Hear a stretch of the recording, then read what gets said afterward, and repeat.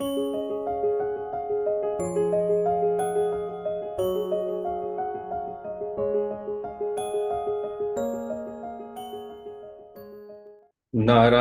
नमस्कृत्य नरं चैव नरोत्तमं देवीं सरस्वतीं व्यासं ततो जयमुदीरयेत्। प्रपन्नपारिजाताय तोत्रवेत्रैकपाणिये ज्ञानमुद्राय कृष्णाय गीतामृतदुहे नमः। वसुदेवसुतं देवं कंसचाणूरमर्दनं देवकी परमानंदम कृष्णं वंदे जगद्गुरुम्। आज दैनिक जीवन में गीता का पर चर्चा का हमारा यह 71वां सत्र है और हम 10वें अध्याय के 36वें श्लोक और उसके आगे पर चर्चा करेंगे। इस सत्र में पुनः स्वागत करता हूं। जैसा कि हम लोग पिछले 2 सत्रों से निरंतर चर्चा कर रहे हैं, भगवान ने विभिन्न विभूतियों में अपने आप को देखने का उपदेश दिया है और वो विभूतियां कौन कौन सी हैं उनके बारे में वर्णन चल रहा है। 10वें अध्याय का 36वां श्लोक आपके पास गीता हो तो आप निकाल लीजिए। दूतम छलयतामस्मि तेजस तेजस्विनामहम जयोस्मि व्यवसायोस्मि सत्वम सत्ववतामहम। भगवान कहते हैं दूतम छलयतामस्मि, जो छल और कपट है उसमें मैं जुआ हूं। तेजस तेजस्वी नाम हम, तेजस्वियों का तेज मैं हूं। जयोस्मि, विजय भी मैं हूं। व्यवसायोस्मि, जो निश्चय है, निश्चय किया जाता है, वह भी मैं हूं, एक दृढ़ निश्चय होता है। और सत्वम सत्ववतामहम, सत्व गुण वालों का सात्विक भाव भी मैं हूं। दूतम छलयतामस्मि। कई बार बड़ा आश्चर्य लगता है कि भगवान जुआ भी है। जुए के कारण ही तो सारा महाभारत हुआ था। कितने परिवार जुए में बर्बाद हो जाते हैं, और वो भगवान कैसे हो सकते हैं जुआ। हम आपका ध्यान फिर एक बात पे आकर्षित करना चाहते हैं कि सनातन धर्म के अनुसार जो कुछ भी सृष्टि में है वो सब भगवान का ही रूप है। अब भगवान ये नहीं कह रहे कि आप दूतम छल यतामस्मि में ये नहीं कह रहे कि आप जुआ खेलना शुरू कर दो। ये तो विभूति बता रहे हैं। ये कोई विधि और निषेध की बात नहीं है कि ये करो ये ना करो। भगवान ने तो अपनी विभूति बासुकी सर्प को, शेषनाग को और सिंह को भी बताया है। तो हम ये तो नहीं कह सकते कि हमें कहीं बाघ मिल जाए तो हम कहें, सिंह मिल जाए तो हम कहें तो भगवान की विभूति है तो इसको तो गले लगा लेंगे। गले लगाओगे तो सिंह अपना काम करेगा। तो दर्शन अलग होता है और व्यवहारिक रूप से बर्तन अलग होता है। हमें सभी में विभूति भगवान की देखना है, सभी प्राणियों में एक ही आत्मा को देखना है, लेकिन उनसे व्यवहार तो सबसे अलग अलग होगा। हम गाय में भी उसी ईश्वर को देखेंगे, कुत्ते में भी देखेंगे। तो इसका मतलब ये नहीं है कि हम घास कुत्ते को खिला देंगे या हम घास खुद खाना शुरू कर दें कि हम तो दोनों एक ही आत्मा हैं। व्यवहारिक रूप से संसार में जो बर्ताव होता है वो अलग होगा और दर्शन जो होता है, भाव जो होता है वो अलग होगा। जब भगवान कहते हैं कि मैं छल करने वालों में जुआ हूं, तो इसका मतलब है कि हार जीत की जो विशेषता है वह भगवान है। और एक और बताएं, अगर इसको आध्यात्मिक रूप से देखें तो जैसे जुए में अचानक सब कुछ नष्ट हो जाता है, इसी तरह से काल भी सब कुछ अचानक नष्ट कर देता है। हमें नहीं पता कि काल का कौन सा दाव अगला आने वाला है और किसकी क्या गति होने वाली। जैसे जुए में पासे अनजान होते हैं, इसी तरह काल का प्रभाव भी अनजान होता है। और हमें 84 लाख योनियों के बीच बाद में मनुष्य शरीर मिला। अब अगर हम इस शरीर का उपयोग नहीं कर पाए तो क्या होगा? हमारा दाव गलत पड़ गया और फिर हम उसी 84 लाख के चक्कर में चले गए। जुआ को अगर इस तरह आध्यात्मिक रूप से देखें, कबीर ने तो कहा है, लख 84 भरमिया पोपर अटको आए। ये 84 लाख योनियों में हम अभी इधर पे आके अटक गए हैं। अब की पासा ना पड़े तो फिर 84 जाए। दूतम छल यतामस्मि, पूरे जीवन को जिस तरह के पासे पड़ रहे हैं उसकी अनिश्चितता को समझें, समय का उपयोग करें और जो हो रहा है हार और जीत, इसमें भगवान की विभूति को देखें। तेजस तेजस्वी नाम हम, तेजस्वियों का तेज हूं। कई बार हम तेज को पहचान नहीं पाते।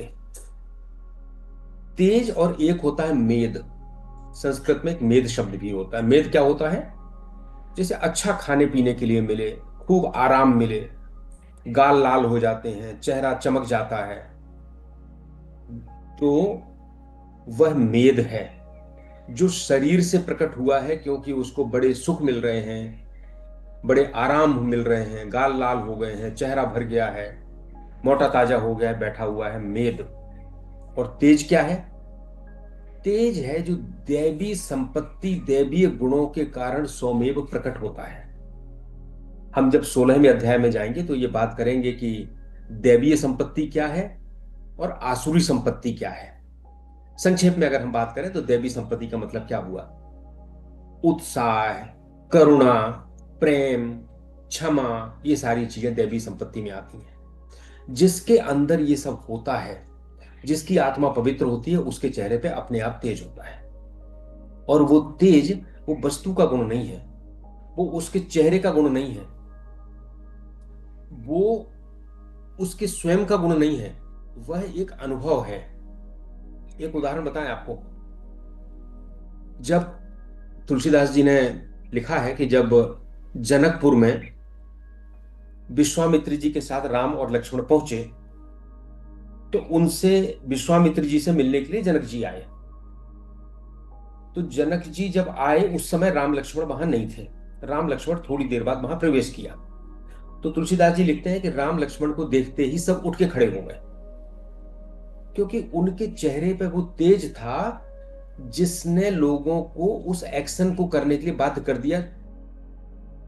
उस तेज को देखते ही उसके सामने नतमस्तक हो गए। अच्छा, दूर क्यों जाएं? अभी देखिए, एक बड़ी अच्छी घटना है। महात्मा गांधी जी ने चर्चिल चर्चिल से, ब्रिटेन के प्रधानमंत्री थे, उनसे मिलने के लिए एक मीटिंग तय की। चर्चिल गांधी जी को पसंद नहीं करता था, और अंग्रेज क्यों पसंद करेंगे, क्योंकि वह तो उनके राज्य के विरुद्ध जनता में जागृति ला रहे थे, अंग्रेजों के राज्य को हटाना चाहते थे। और वो भी ऐसे तरीके से जिससे लड़ने का अंग्रेजों के पास कोई तरीका नहीं था। अगर वो हिंसा से हटा रहे होते तब तो अंग्रेज आसानी से कुचल देते।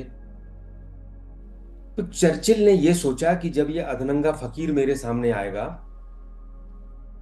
तो मैं इसको ज्यादा भाव नहीं दूंगा। इसकी मतलब ठीक है, आए हो बात कर लो, बहुत भाव नहीं दूंगा मैं इसको, कोई स्वागत नहीं करूंगा, मुंह मुंह पे कोई ऐसा भाव नहीं लाऊंगा कि हम तुम आए हो, आओ आओ बैठो बैठो, ऐसा कुछ नहीं करूंगा। और उसने अपने लोगों से भी कहा कि गांधी आए तो किसी को हिलने की जरूरत नहीं, आएगा बैठ जाएगा, हम बात कर लेंगे। पर गांधी ने जैसे ही प्रवेश किया कमरे में, तो सबसे पहले अपनी कुर्सी से चर्चिल उठ के खड़ा हो गया। ये क्या था? ये गांधी जी के पीछे जो सत्य की शक्ति थी, जो उनके चेहरे पे तेज था, उसका प्रभाव था कि उसकी सोचने की क्षमता खत्म हो गई, उठ के खड़ा हो गया। तेजस तेजस्वी नाम हम। सो ये जो तेज है, जिसे शारीरिक स्वास्थ्य से, मेद से, ब्यूटी पार्लर वाले तेज से अलग समझिए, वह तेज ईश्वर का है। अब तेज, हनुमान जी जब लंका को जला के वापस लौटे तो वो कहते हैं कि नाग ही सिंधु हाटकपुर जा रहा, मैंने मैंने समुद्र को लांग कर लंका को जला दिया। हाटकपुर मतलब सोने की पुर को जला दिया। नाग ही सिंधु हाटकपुर जा रहा और निश्चर गण बधि विपिन उजारा, और निश्चर गणों को मार के उनका जंगल को, उनके बाग को उजाड़ दिया। सो सो सब तब प्रताप रघुराई, यह सब तुम्हारा प्रताप है। नाथ न कछु मोरी प्रभुता, ये मेरी कोई प्रभुता ही नहीं, ये प्रभु आपका ही प्रताप है। सो ये तेज जो है, ये कोई पैदा नहीं करता है, ये दैवीय गुणों से स्वमेव आता है। और जो स्वमेव आने वाला तेज है वो भगवान की विभूति है। हमें इसका आह्वान करना है। आह्वान कैसे करोगे? दैवी गुणों को अपने अंदर विकसित करें, तेज अपने आप आएगा। वो तो तेज तो उनका परिणाम है। और जहां हमें तेज दिखाई दे, जहां हमें प्रभाव दिखाई दे, वहां हम समझने का भी प्रयास करें कि यह तेज है या यह शारीरिक स्वस्थता का प्रतीक है, और अगर तेज है तो हमें उसे भगवान का स्वरूप मान के प्रणाम करना है। जयोष्मी, विजय भगवान की कृपा से मिलती है और भगवान स्वयं भी विजय है। जयोष्मी, व्यवसायोष्मी, व्यवसायोष्मी का मतलब होता है निश्चय। हम जो निश्चय करते हैं, जो निश्चयात्मक बुद्धि होती है, वो भी भगवान की कृपा से ही आती है।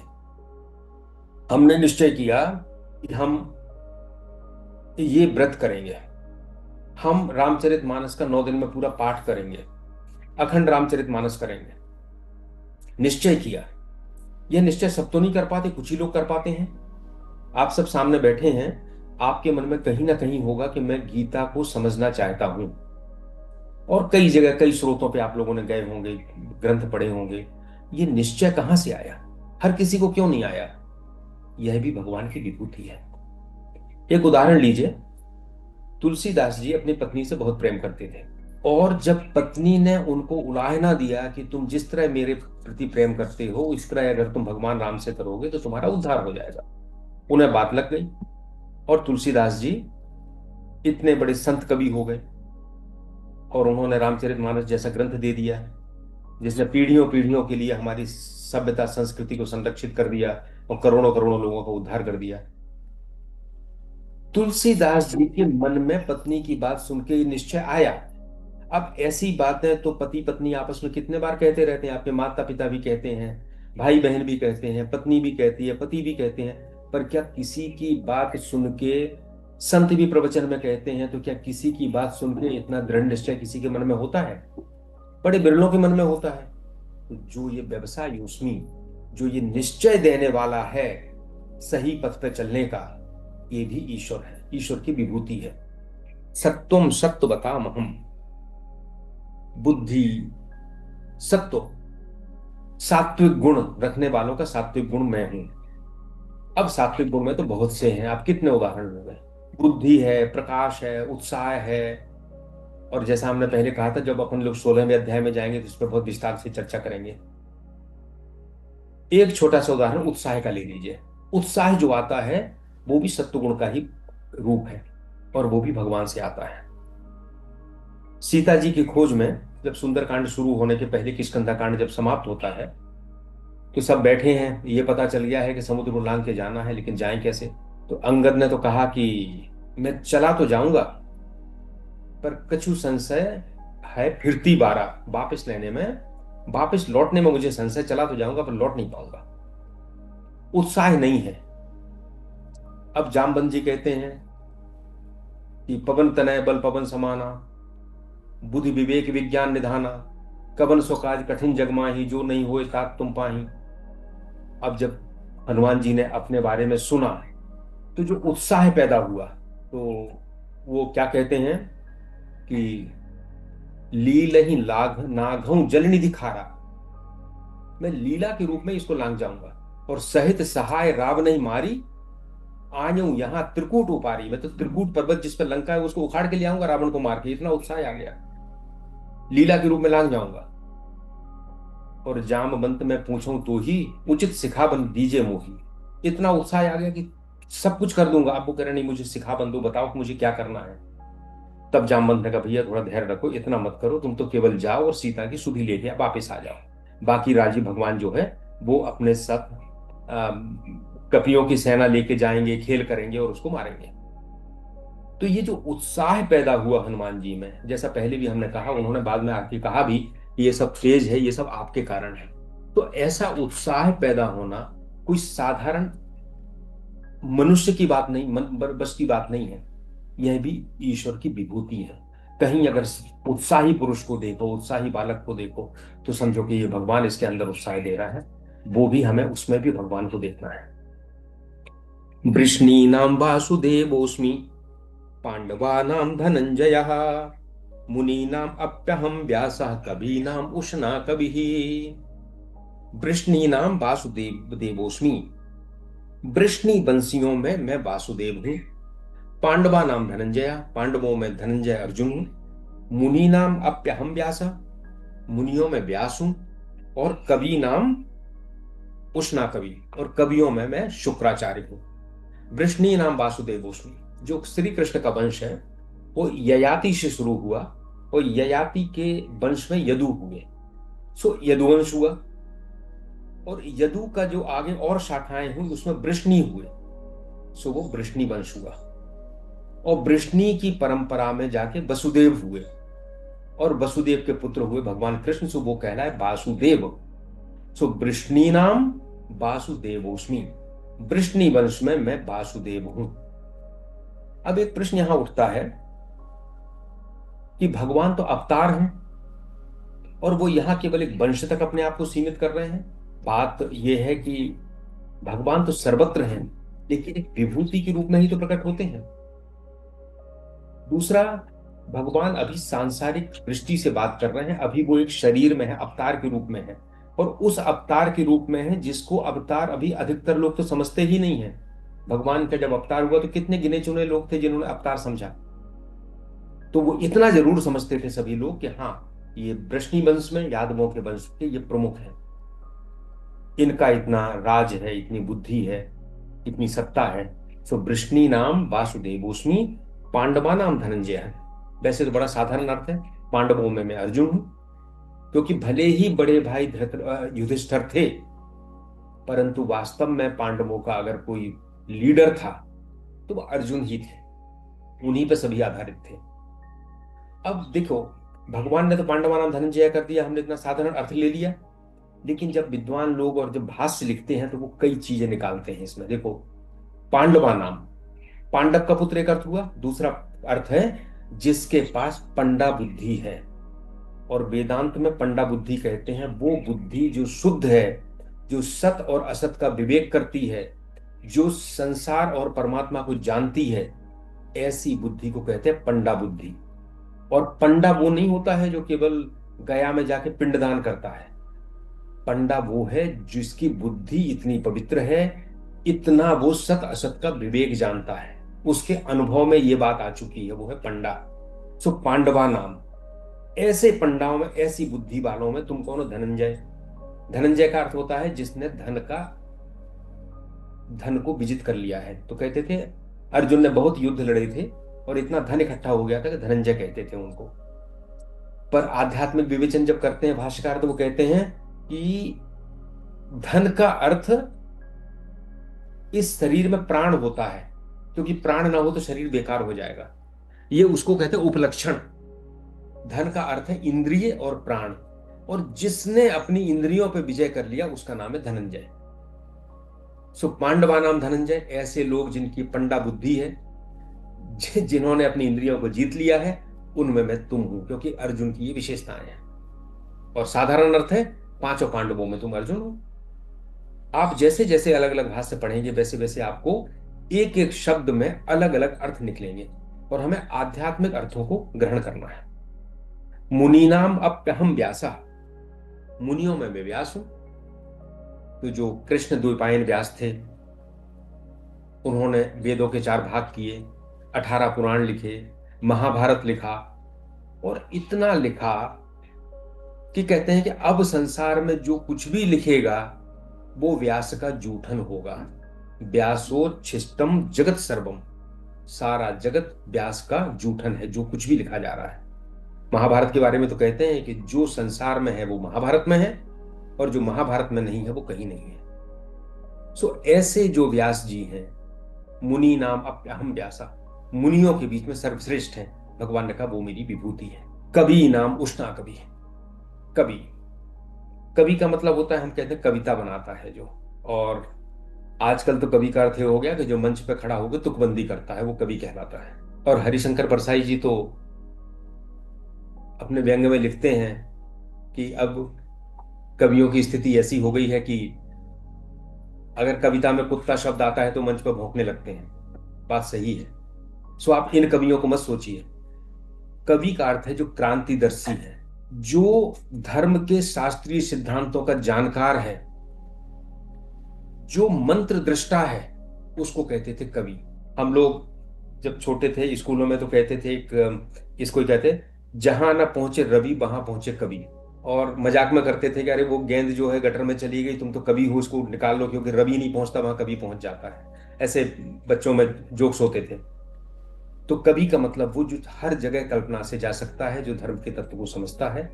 तो कवियों में, ऐसे व्यक्तियों में उसना कवि शुक्राचार्य, देवों के गुरु बृहस्पति थे और दैत्यों के गुरु शुक्र थे।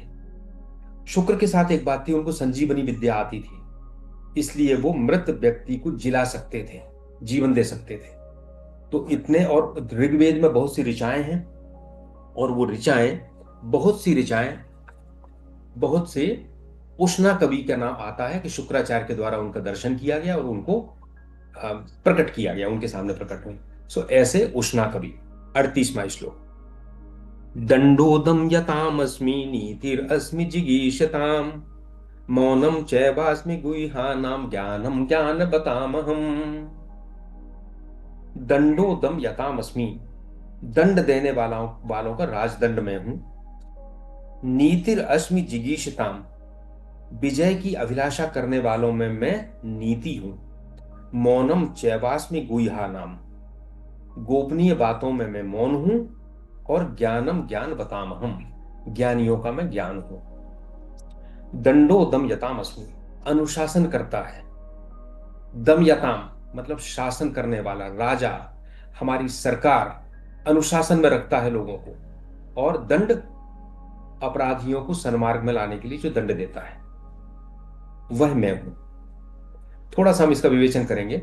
संसार में अलग अलग तरह के लोग हैं और सब आदर्शों पे नहीं चलते, इसलिए सारे संसार में दंड की व्यवस्था है, शासन की व्यवस्था है, और उस पुलिस के भय से, दंड के भय से ही हम में से अधिकतर व्यक्ति अनुशासन में रहता है, मर्यादा में रहता है। जब भीड़ चलती है ना, तो हम लोग कानून व्यवस्था में जब पढ़ते थे, तो भीड़ के पास कोई कानून काम नहीं करता। क्यों? क्योंकि भीड़ की यह मानसिकता होती है कि हमें कोई दंड नहीं दे सकता, हम तो भीड़ का एक हिस्सा हो गए, हमें कोई कानून हमें नहीं देख रहा। तो भीड़ फिर उपद्रव करती है, जला देती है, लूट लेती है, सब कर देती है। लेकिन जहां दंड की बात होती है वहां लोग मर्यादा में रहते हैं। अब भगवान कैसे हैं? राजनीति शास्त्र कहता है कि परमात्मा राजदंड के रूप में प्रकट हुए और वो राजा के हाथ में पहुंचा, तो राजा को भी भगवान का प्रतिनिधि माना जाने लगा। अब आप कहोगे ये कैसी बात है कि परमात्मा प्रकट हुआ? एक साधारण उदाहरण लीजिए। आज हमारे देश में सुप्रीम कोर्ट किसी को सजा दे सकता है, संसद अलग अलग तरह के विधान बना सकती है, संसद नियम बना सकती है, कानून बना सकती है, संसद किसी को पुरस्कृत भी कर सकती है। ये कहां से शक्ति, संविधान कहां से शक्ति सुप्रीम कोर्ट के पास, संसद के पास, कार्यपालिका के पास आई? ये सारी शक्ति संविधान से आई। और संविधान में कहां से आई? We the people of India. संविधान की प्रस्तावना में लिखा है हम भारत के लोग ऐसा तय करते हैं और ये संविधान को बनाते हैं। कहां से आई? भारत के लोगों ने ऐसा सामूहिक रूप से तय किया। अभी भी हम सामूहिक रूप से तय करके सरकारें बदल देते हैं, व्यवस्थाएं बदल देते हैं। तो उस सामूहिक चेतना में वो बात कहां से आई? वो चेतना तो ईश्वर का अंश है। तो वो चेतना में जो बात आ रही है, एक सामूहिक चेतना में जो बात आ रही है, वो भी ईश्वर के द्वारा ही आई है। तो सारी व्यवस्थाएं जो हैं वो किसी एक व्यक्ति की नहीं है। वो दंडो दम यतामस्मि, ये जो व्यवस्था बनाने के लिए जो दंड है, व्यवस्था है, ये सारा भगवान से आया है। और देखिए, सरकार चलाने में, शासन चलाने में भी इस सामूहिक चेतना की बहुत आवश्यकता होती है। हमारे देश में अंग्रेज आ गए और अंग्रेजों ने पूरा राज्य कर लिया, पूरा कर लिया। लेकिन जनता के मन में बात यह थी कि हमारा राजा, हमारा बादशाह तो बहादुर शाह जफर है। तो अंतिम समय तक भी बहादुर शाह जफर के पास जाते थे तो उससे सम्मान से बात करते थे। बाद में उसको मारा नहीं उन्होंने, क्योंकि मार देते तो विद्रोह हो जाता। लोगों की चेतना उसको राजा मानती थी। उसको रंगून में जाके कैद किया। अंग्रेज बड़े होशियार थे। पेशवा, पेशवा की भी बड़ी मान्यता थी, ये सामूहिक चेतना उसको भी मानती थी। उसको बिठूर में जाके कैद किया, कानपुर के पास में। सो दंडो दम यतामस्मि, अगर आप देखेंगे पूरी व्यवस्था, देखिए कुछ साल पहले तक वाम, जो जितने सोशलिस्ट थे, वामपंथी थे, उनका समय था। और पूरे संसार में वामपंथ फल फूल रहा था, चाहे रसिया में हो, यूएसएसआर में हो, क्यूबा में हो, या कहीं और हो, पेरू में हो, कहीं बहुत सारे देश थे ऐसे। और ऐसा लगता था कि अब पूंजीवाद खत्म हो गया है, अब समाजवाद और पूरा कम्युनिज्म चारों तरफ आ रहा है। और आज क्या स्थिति है? आज सारे विश्व में दक्षिणपंथी और कट्टरपंथी हावी हो चुके हैं। क्यों? इसलिए कि उनको जनता ने चुना। जनता ने क्यों चुना? क्योंकि सामूहिक चेतना में कोई बात आई। और ये बड़ा रहस्य है कि ऐसा कैसे होता है कि सभी लोग एक सी बात सोचते हैं। क्योंकि ये चेतना भगवान से प्राप्त होती है, और जो भगवान का विधान है उसी हिसाब से संसार चलता है। हो सकता है आज दक्षिणपंथियों का शासन है, 10-20 साल बाद पुनः चक्र घूमे और कुछ किसी दूसरे का आ जाए। फासिज्म भी बीच में आता है, कुछ समय रहता है चला जाता है। पूंजीवाद आता है, वो भी रहता है चला जाता है। तो ये चक्र चल रहा है। दंडो दम यथामस्मि, सबके पीछे एक ईश्वर की विभूति है। नीतिर अस्मि जिगीषता, नीतिर अस्मि जिगीषता, विजय की अभिलाषा करने वालों में नीति। तो कहते हैं कि जो विजय चाहता है उसको नीति और मर्यादा से ही विजय मिलती है। और इसका व्यवहारिक पक्ष देखिए, हमने किसी को बल से जीत लिया, लेकिन हम उसको बल से जीतने के बाद बल के कारण हमेशा पराजित पक्ष को अपने पास नहीं रख पाएंगे। उसके लिए कुछ नीतियां बनाना पड़ेंगी, उसको अपने पक्ष में मिलाना पड़ेगा। यही कूटनीति होती है। नीति अस्मि जिगीषताम, वो नीति जो है, अनीति नहीं, नीति, वह भी भगवान का रूप है। मौनम चैवास्मि गुह्यानाम, गोपनीय बातों में मौन हो। तो एक इसका जब साधारण अर्थ किया जाता है तो यह होता है कि भाई, कोई गोपनीय बात तुमको मालूम है, उसको अपने पेट में पचती नहीं है, तो आदमी क्या करता है, बोल देता है जगह जगह जाके, भैया सुनो एक बात बताऊं, किसी को बताना मत, मैं तुम्हें बता रहा हूं केवल। और फिर होता यह है कि वो भी बात इसी तरह से आगे चली जाती है। और अगर मौन रहते हैं तो वो चीज जो रहस्य है वो हमारे अंदर रहता है। ये बहुत साधारण इसकी विवेचना है। और अगर मौन भगवान की विभूति है, तब तो जो गूंगा है वो तो तपस्वी होना चाहिए। गूंगे को तो वो तो सब कुछ अपने पेट में रखता है, बताते ही नहीं, किसी को बता ही नहीं सकता। पर ऐसा तो नहीं है। तो हमें इसकी मौन की आध्यात्मिक विवेचना देखना होगी। और अगर हम ये उथली उथली विवेचना देख के आगे चले जाएंगे ना, तो हमको कोई फायदा भी नहीं होने वाला। मौन का अर्थ है मन का नियमन करना, मननशीलता। अभी क्या है, हमारे मन में इतने विचार चल रहे हैं, हम इतना बोल रहे हैं, हम इतना बाहर की बातें सुन रहे हैं कि जो रहस्य है, गुह्यतम रहस्य आत्मा का, वो हमें पता नहीं चल रहा है। तो इसलिए कहता है ध्यान में जाना, मौन में जाना, वो क्या करता है, उस रहस्य का उद्घाटन करता है। और गीता में आत्मज्ञान को गुह्यतम राजगुह्यम, ये आत्मज्ञान बड़ा गुह्य है, क्योंकि गोपनीय है, क्योंकि ये ऐसा नहीं है जो सबको दिया जा सके, बोलने से भी नहीं जाता। ये तो अपने अपने अनुभव की बात है। और वो अनुभव कैसे आता है? वो मौन से आता है। सो मौनम चैवास्मि गुह्यानाम। उपनिषद कहते हैं कि अंतिम वास्तविकता जो है संसार की, वो क्या है? वो मौन से व्यक्त होती है, शोर से नहीं होती। शांतो यम आत्मा, आत्मा शांत है, आत्मा मौन है। और इसीलिए कहते हैं कि जैसे आत्मा को जानने के लिए उपनिषद, तैत्तिरीय उपनिषद कहता है यतो वाचो निवर्तन्ते, यतो वाचो निवर्तन्ते अप्राप्य मनसा सह। जहां तक विचार और वाणी जाकर लौट आते हैं उसको प्राप्त किए बगैर, उसके बाद वो आत्मा होती है। तो वो उसको प्राप्त करने का तरीका है मौन, उसको उस रहस्य को उद्घाटन करने का तरीका है मौन। और वैसे भी आप देखेंगे, जैसे जैसे व्यक्ति की चेतना बढ़ती है, वैसे वैसे वो उसका बोलना और तर्क करना कम हो जाता है। स्वामी रामकृष्ण परमहंस कहते हैं कि जब भौरा किसी पुष्प की तरफ जाता है तो बहुत गुनगुनाता है, बहुत हल्ला करता है, लेकिन जैसे ही उस पर बैठ जाता है वैसे ही वो शांत हो जाता है, मौन हो जाता है। इसी तरह ये जो मौनम चैवास्मि गुह्यानाम, यह जो संसार का सबसे परम रहस्य है, वह मौन से उद्घाटित होता है। और वह मौन जो है वह ईश्वर की विभूति है। ज्ञानम ज्ञानवतामहम, ज्ञानियों का ज्ञान भी मैं हूं। और हम लोग कई बार बात कर चुके हैं कि भगवान जो है ज्ञान स्वरूप है।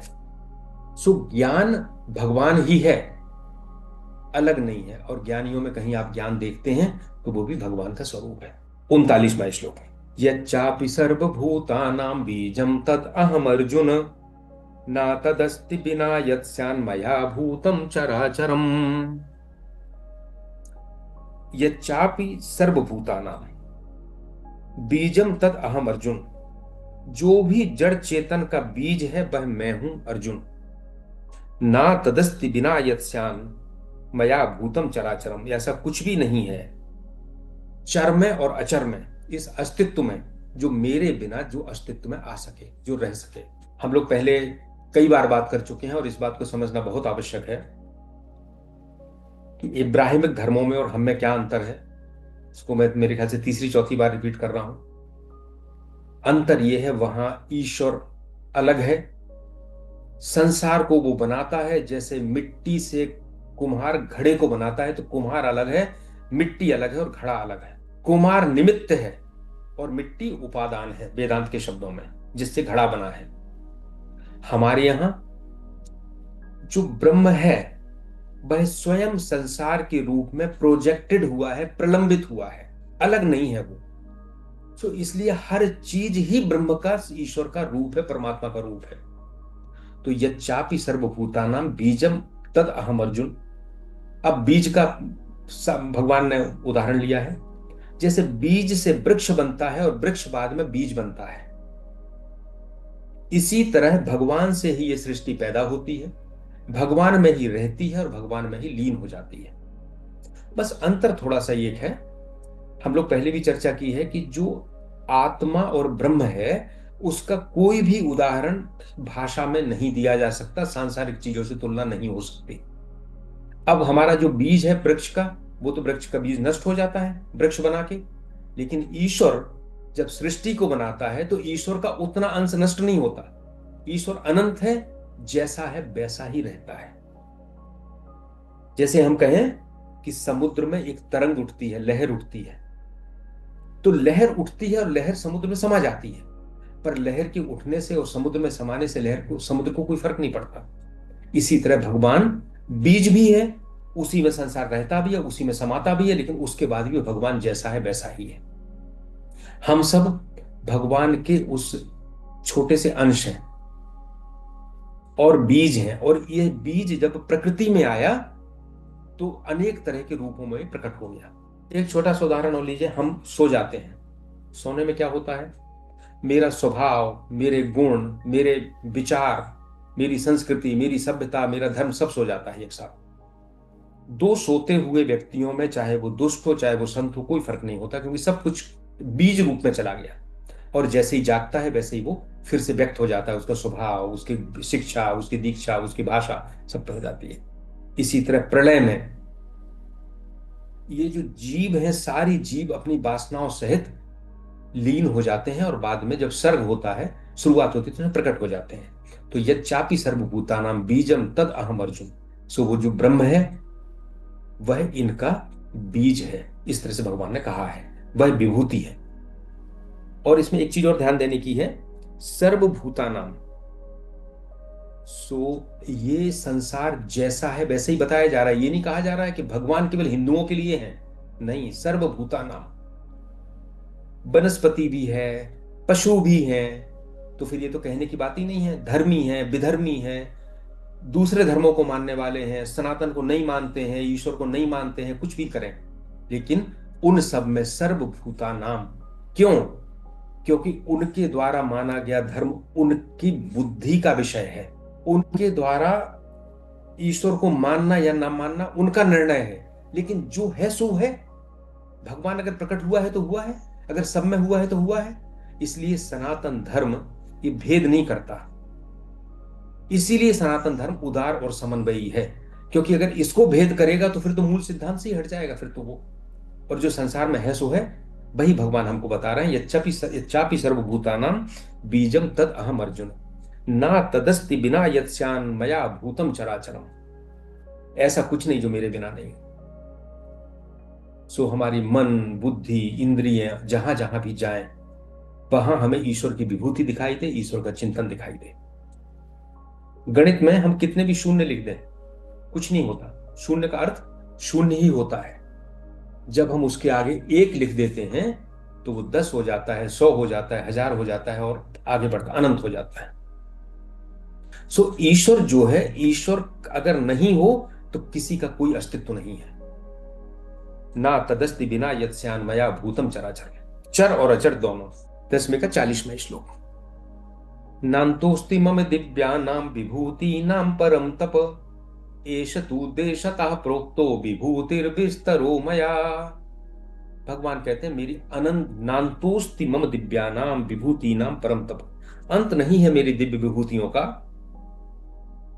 हम कहते हैं हरि अनंत हरि कथा अनंता, कहीं सुनहि गावहि सब संता। भगवान अनंत है तो उसकी विभूतियां भी अनंत होंगी। और आप अपने चारों तरफ भी देखो, अगर विभूति के रूप में संसार को देखो तो अनंत ही है। एक घास के तिनके से लेके हिमालय पर्वत तक, एक चींटी से लेके हाथी तक, भाव के रूप में, गुण के रूप में, काल के रूप में, परिस्थिति के रूप में कितनी है आप कहीं गिन सकते हैं? अनंत है।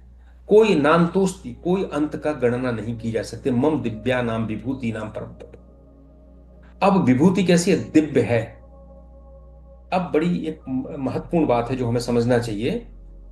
हम में से कोई ऐसा नहीं है जो संसार में विभूतियां ना देख रहा हो। ऐसा कौन है जो सूरज को ना देख रहा हो, चंद्रमा को ना देख रहा हो, समुद्र को ना देख रहा हो, जो नदी को ना देख रहा हो, जो वृक्ष को ना देख रहा हो? ऐसे तो कोई नहीं है। इंसान को ना देख रहा हो। पर हम जब इनको देखते हैं तो हमारी दृष्टि संसार दृष्टि होती है। हम इसका एनालिसिस शुरू कर लेते हैं। अच्छा ये पेड़ है, अच्छा ये कार्बन डाइऑक्साइड और सूर्य के प्रकाश में इसने प्रकाश संश्लेषण किया होगा, फोटोसिंथेसिस किया होगा, उससे पत्ता बन गया। तो जो वृक्ष बना है, हमने क्या सोचा? इस संसार की चीजों ने ही इसको बनाया। संसार के विभिन्न एलिमेंट्स बने, मिले और उनके कारण चेतना अचानक पैदा हो गई। भोगवादी यही मानते हैं। इसी तरह ये अचानक संसार पैदा हो गया। तो फिर कहते हैं हमें क्या जरूरत है? चारवाक कहते हैं कि यावत जीवित सुखम जीवित ऋणम कृत्वा घृतम पिबेत। जब तक जियो सुख से जियो, ऋण पीकर, ऋण लेकर घी पियो। सुखम जीवित ऋणम कृत्वा घृतम पिबेत। भस्मीभूतस्य देहस्य पुनरागमनम कुतः। जब देह भस्म हो जाएगी तो किसने देखा कि हमारा पुनर्जन्म होगा? तो ऐसे जो विचारधारा के लोग हैं ये विभूतियों को देखते हैं, लेकिन विभूतियों को संसार का हिस्सा समझते हैं। और फिर क्या होता है? फिर उनकी उसमें दृष्टि भोग दृष्टि हो जाती है। हमें इसका उपयोग करना है। इसी दृष्टि से हम जंगल काट देते हैं, प्राणियों की हत्या कर देते हैं, क्योंकि हमारी दृष्टि है अच्छा ये तो संसार ने पैदा किया, पता नहीं क्या है आगे, इसको खाओ, इसको काटो, इसको मारो, सब अपने लिए करो। ये संसार दृष्टि है। और जब हम ये कहते हैं कि ये सब परमात्मा का प्रकटन है तो ये दिव्यता दिखाई देती है और वो हमारी भगवत बुद्धि हो जाती है। तो विभूति ऐसा संसार में कोई नहीं है जिसने भगवान की विभूति ना देखी हो। केवल देखने की दृष्टि ये है कि उसने उसको संसार दृष्टि से, भोग दृष्टि से देखा। और भगवान कहते हैं कि इसको तुम भगवत दृष्टि से देखो, मेरी विभूति के रूप में देखो। तब क्या करोगे?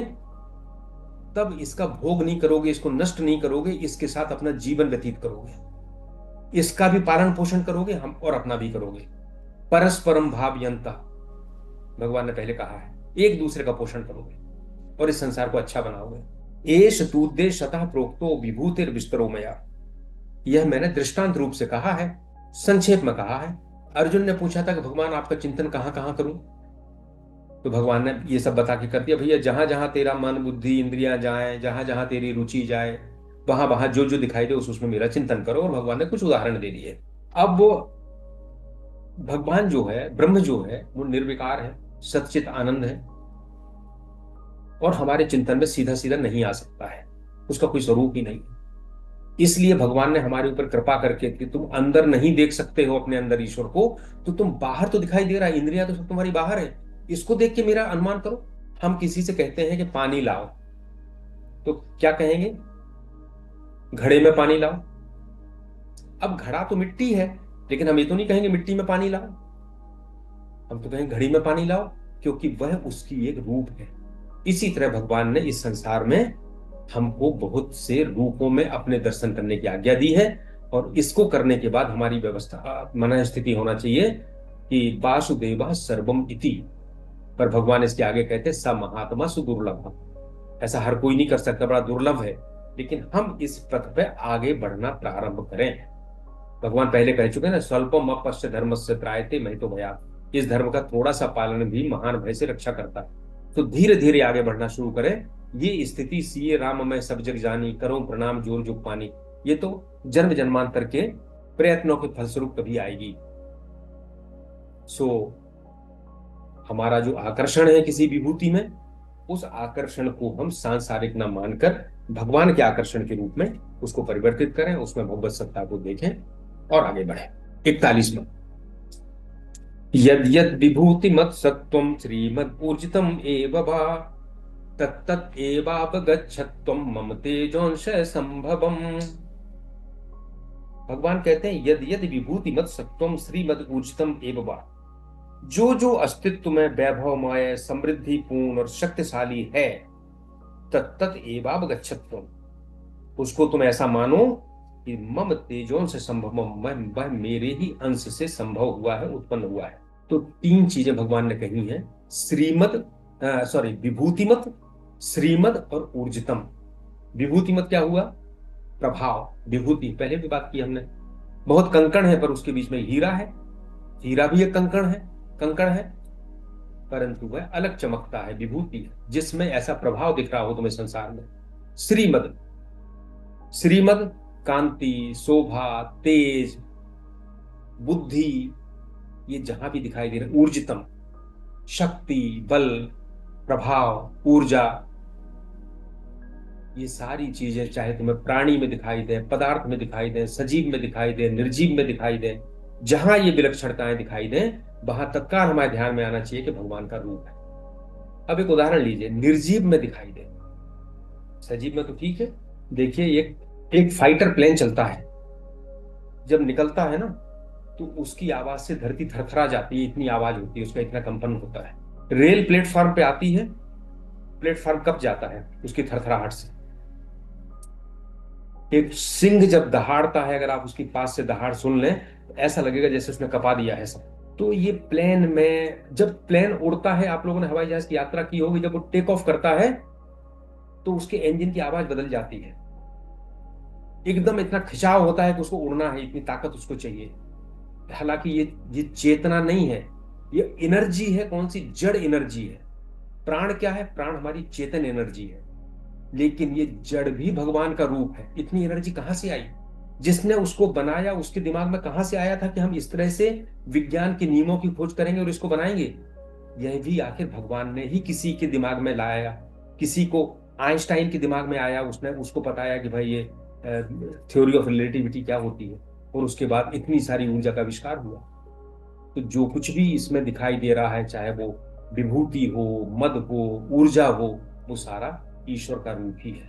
आप चिंतन करें तो आप पाएंगे कि एक साइकिल की तुलना में एक रेल के इंजन में विभूति कहीं ज्यादा है, एनर्जी कहीं ज्यादा है। जड़ एनर्जी है लेकिन वो कहीं ज्यादा है, वो भी ईश्वर का रूप। तत्तद एवावगच्छत्वम मम तेजोंश संभवम, उसे मेरे अंश से उत्पन्न जान। तो अभी एक बात ध्यान दीजिए, हमेशा सांख्य का एक सिद्धांत है कारण और कार्य का। वो कहते हैं जो कारण में जो चीज होती है वही कार्य में होती है, कार्य में उसके अलावा कोई अन्य वस्तु नहीं आ सकती, गुण नहीं आ सकता। जैसे सरल भाषा में बताएं, मिट्टी में जो गुण होगा वही घड़े में आएगा, क्योंकि मिट्टी कारण है, उससे घड़ा बना है। और हम क्या हैं? हम ईश्वर के अंश हैं। तो हमारे अंदर जितने भी गुण आएंगे वो मेरे अंश से ही आएंगे। अंशी हैं हम, वो अंश है। हमारे सारे गुण ईश्वर के अलावा और कहीं से नहीं आए हैं। हम एक फूल को देखते हैं, विचार करें फूल में सुंदरता कहां से आई। हम एक देखते हैं कि एक शिक्षक बहुत अच्छा पढ़ा रहा है, उसको पढ़ाने की कला कहां से आई। एक लेखक इतना अच्छा लिखता है कि लोग उसमें मंत्रमुग्ध हो जाते हैं। हर जगह तो नहीं होता, हर कोई तो नहीं लिख सकता, उसको वो विशेषता कहां से आई। एक कवि अच्छी कविता करता है और एक दान देने वाला व्यक्ति दान देता है, तो दान देने की शक्ति कहां से आई? ये भी भगवान कहते हैं मेरे एक अंश से आई है। और आपको याद होगा, रहीम बहुत बड़े दानी थे, अब्दुल रहीम खान खाना। तो जब दान देते थे तो नजरें अपनी नीची कर लेते थे। तो उनसे कहा कि भाई आप दान देने वाले के आंख में आंख तो मिला लिया करो, आप ऐसा क्यों करते हो, नीची नजरें करके देते हो। तो रहीम कहते हैं कि देन हार को और है, देत रहित दिन रैन, और लोग भरम हम पे करें ताते नीचे नैन। तो ये अनुभव है, ये अनुभव किसी धर्म और जाति से परे होते हैं कि जो देने वाला है वो कोई और है। अब्दुल रहीम खान खाना तो वैसे तो बहुत बड़े भक्त कवि थे, पर थे तो मुस्लिम। पर कोई रोक नहीं है कि अनुभूति किसको होगी किसको नहीं होगी। यही तो हमारी विशेषता है सनातन। महानता कहीं भी हो सकती है, वह भगवान के अंश से ही उपजी है। हिंदू धर्म में भी हो सकती है, दूसरे में भी हो सकती है, देश में, काल में, परिस्थिति में कहीं भी वो प्रकट हो सकती है। हम पहले नहीं जानते थे, पर जगदीश चंद्र बसु ने जब प्रयोग किए तो उन्होंने कहा पौधों में भी संवेदनाएं होती हैं और धातुओं में भी संवेदनाएं होती हैं। हमारे घर में एक बर्तन है, उस बर्तन को अगर आप प्रेम से साफ करोगे और आप सम्मान के साथ उसको रखोगे तो वह ज्यादा समय चलेगा। और उसकी संवेदना इतनी है कि वो कभी गिर के आपके अंगूठे को चोट पहुंचाने की बात आती ना, तो कहते हैं अगर आपने उसके प्रति संवेदनशील हो तो वो भी आपके प्रति संवेदनशील हो जाएगा, आपको नुकसान नहीं करेगा। ये बहुत ऊंची बात है। और अब तो विज्ञान भी क्या कहता है, यूनिफाइड फील्ड थ्योरी, जो मानता है सब कुछ आपस में जुड़ा हुआ है, कुछ भी अलग नहीं। तो ये जो कुछ भी है भगवान के एक अंश से पैदा हुआ है। तो जब तक हम इसको नहीं समझते हैं तब तक हमारे पास पृथकता बोध है, मैं अलग हूं, ये अलग है। और जब इसको समझते हैं तो एकत्व बोध हो जाता है। और एक और वेदांत की चीज समझिए कि ब्रह्म ने, जब ब्रह्म अकेला था तो उसके मन में हुआ कि हम लीला करें, तो वो एको हम बहुश्यामा, एक से अनेक हो गया। और अनेक होने में एक बड़ी मजेदार बात है, अनेक जो है दूसरा ही हमको भय देता है। भय का और कोई कारण ही नहीं है, दूसरा ही भय देता है। अंग्रेजी में कहते हैं ना, द अदर इज हेल, दूसरा ही नरक है। अगर हम उसको अपना समझते हैं तो वो भय खत्म हो जाता है। जैसे उदाहरण के लिए, एक कमरे में किसी अनजान व्यक्ति के साथ हमें सोने मिले तो क्या डर लगेगा, पता नहीं है कैसा व्यक्ति है, रात में ऐसा ना हो कि हमारा गला घोंट दे, हमें मार दे, हमारा पैसा लेके चला जाए, डर लगेगा। रेलवे स्टेशन पे सोते हैं खुले में लोग, डरते रहते हैं पता नहीं कोई सामान उठा के चला जाएगा। लेकिन एक कमरे में अगर पिता अपने पुत्र के साथ सोता है तो क्या उसे भय होता है? नहीं होता, क्योंकि वो उसको अपना मानता है। हम कहीं जाते हैं तो कहते हैं भाई मुझे तो अलग बाथरूम चाहिए, मैं शेयर नहीं करूंगा बाथरूम। पर पत्नी साथ में होती है तो पत्नी भी बाथरूम को उतना ही गंदा करेगी जितना कोई दूसरा करेगा, पर नहीं, हम उसके लिए तैयार हैं। इसलिए तैयार है क्योंकि हम उसको अपना मानते हैं। सो जैसे ही ये विभूतियां देखने के बाद मन की स्थिति वासुदेवा सर्वमिति की होती है, सिया राम में सब जग जानी की होती है, वैसे ही संसार से भय खत्म हो जाता है। अब आप इसमें फिर हम शंकालु बुद्धि के लोग बात करेंगे कि अगर भय खत्म हो गया तो क्या हम सारी चीजें छोड़ दें, अपनी सुरक्षा बंद कर दें, क्या हम कैसे भी घूमने लगें? तो जो उस बीत राग में पहुंच चुका सन्यासी है वो तो वैसे ही रहता है। लेकिन हम लोग, पहले बात आई थी दर्शन और वर्तन, संसार में व्यवहार करना और भाव रखना। जब हम भाव रखते रखते उस स्थिति में पहुंच जाएंगे तब आवश्यक नहीं है कि हम ताला लगाएं, पर अभी नहीं पहुंचे हैं तो हमें व्यवहार करना है। लेकिन उसके साथ अपने मन का प्रशिक्षण करना है विभूतियों के माध्यम से, ईश्वर के वाक्यों के माध्यम से, ताकि हमारे मन में वो भाव पैदा हो सके। आखिरी 10वें अध्याय का 42वां श्लोक, अथवा बहुनैतेन किं ज्ञातेन तवार्जुन विष्टभ्याहम इदं कृत्स्नम एकांशेन स्थितो जगत। अथवा बहुनैतेन किं ज्ञातेन तव अर्जुन, अरे अर्जुन तुम इस विस्तृत ज्ञान से करोगे क्या, क्या प्रयोजन है तुम्हारा? विष्टभ्याहम इदं कृत्स्नम एकांशेन स्थितो जगत, मैं तो इस जगत को अपने एक अंश से ही व्याप्त करके स्थित हूं। देखिए, हम लोगों ने, हमारे ऋषियों ने कितने हजारों साल पहले ये समझ लिया था कि रोम रोम प्रति लागे कोटि कोटि ब्रह्मांड। जो ईश्वर है, जो परमात्मा है, वह क्या है, उसके एक एक रोम में करोड़ों करोड़ों ब्रह्मांड लगे हुए हैं। आप जितना आसमान देखते हैं ना, एक गैलेक्सी देखते हैं, आप सूर्य देखते हैं, ग्रह नक्षत्र देखते हैं, फिर कहते हैं गैलेक्सी देखते हैं, फिर कहते हैं कि अनंत गैलेक्सी इस ब्रह्मांड में है।